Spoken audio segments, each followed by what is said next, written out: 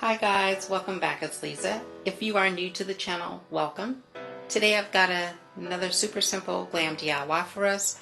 We're going to be making an elegant rhinestone mirror, wall mirror. And so what you're going to need some of this Gabrielle adhesive applique. It is from Totally Dazzled. Totally Dazzled is an online retailer of event decor, wedding decor, and so much more.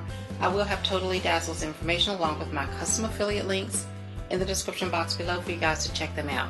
Now from Dollar Tree, you will need one of these 8x10 mirrors, and it comes with a frame. And you will also need 2 of these square mirrors.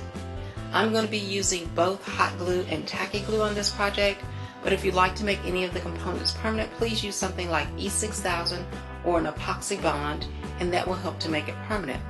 If I decide to use additional items or alternate items, I will list those in the description box below for you as well.